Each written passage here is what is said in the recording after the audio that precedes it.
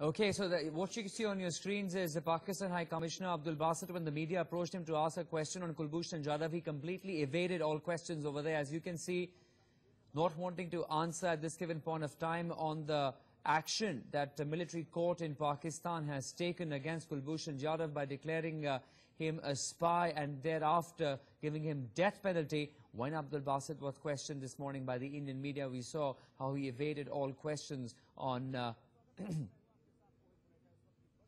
on what the Pakistan establishment now plans to do with Kulbhushan Jadhav. India, as we know, yesterday had summoned Abdul Basit and issued a demarche saying that this will be seen as a premeditated murder if the execution of Kulbhushan Jadhav does take place. This morning, we're looking at Abdul Basit, who continues to evade questions and not giving any answers to the Indian media.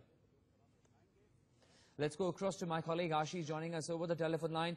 Pretty much on expected lines, Abdul Basit was issued a demarche yesterday. Ashish, this morning, of course, evading questions, not answering to what the Indian media had to ask him while he was leaving the Pakistan High Commission.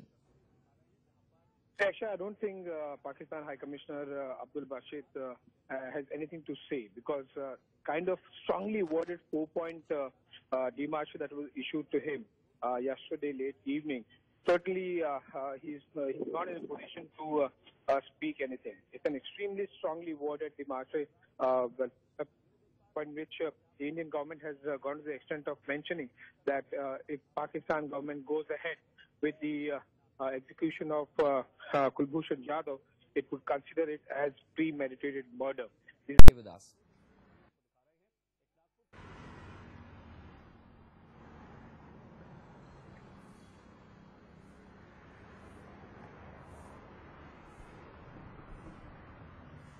Basit sir, don't you think Kulbhushan Jadhav has not given a fair trial by Pakistan? No. Right, brief questions there being put to Abdul Basit, who of course refused to comment at this given point of time. We understand how he was summoned by the Ministry of External Affairs just yesterday, and a very strongly worded demarche was issued to the Pakistan High Commission on the death penalty being awarded to Indian national Kulbhushan Jadhav there by the military court in Pakistan. Ashish is still with us over the telephone line. Ashish, like you were maintaining that there's hardly anything Abdul Basit can say at this given point of time, but also India expected to be mulling its options of how they can continue to put further pressure on Pakistan. That's right, Akshay. That is what exactly the Indian government is currently doing. They're exploring every possible option. The military option, as I mentioned, is off the table, at least for now. But the other two options, like international forums and international court and the diplomatic channel, is something that is currently being worked out. Also, without going into much detail, that is something which we cannot put out in public domain. I'm told that a lot of intelligence agencies level activities are also happening from both the sides, from India and Pakistan. That might also lead to some kind of positive conclusion of Kulbhushan Jadhav. As I mentioned, we cannot reveal much in public domain of what kind of activities that are taking place. But since the Pakistan has given it a military angle to the entire episode of Kulbhushan Jadhav, more than the judicial angle, then certainly the Indian government is exploring those options as well. Akshay? Yes, Ashish, and looking at the fact that we've seen several of Indian nationals languishing in Pakistani jails, some of course dying in those jails as well. Kulbhushan Jadhav, with the military court giving an order of death penalty, do we see an option of the civilian government in Pakistan trying to intervene in this? How can that really work out? Well, we know that Pakistan is primarily dominated by and run by the military bosses. The control of political bosses are very less as compared to the military bosses in Pakistan, and keeping that aspect in mind, it's going to be highly unlikely that the political party there or the civilian establishment may intervene. Any major impact on this kind of communication that okay. in Pakistan.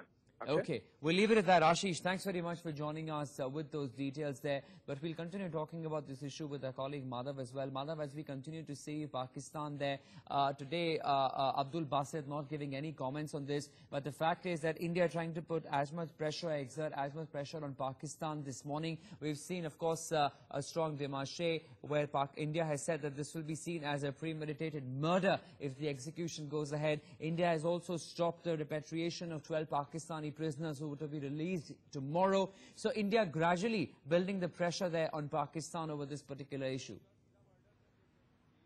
Well, yes, India is certainly building the heat on Pakistan, and rightfully so, where, this kind of an absolute, complete violation of all, proper procedures as far as justice are concerned. Kulbhushan Jadhav, first of all, being tried in a military court, not a civilian court, not being given a civilian lawyer, but only a military lawyer. It completely defies all logic. And clearly, of course, India in that sense, not just yesterday giving out that statement saying that it would be tantamount to premeditated murder, but also coming out and saying that all those Pakistani prisoners who were to be released would not be released by India if this was to go on. Clearly, of course, India has to put the pressure on Pakistan, because this kind of a one-sided trial has not been seen in the past ever, and perhaps should not ever be the case in the future as well. And that's why the Pakistan High Commissioner was summoned by Indian Foreign Secretary S Jaishankar yesterday. He did, of course, visit South Block, where he was given a very stern message from the Indian government as to what should be done in this case. But really, what should India's strategy be from here on? Madhav, sorry for the interruption. We're just shifting our focus away from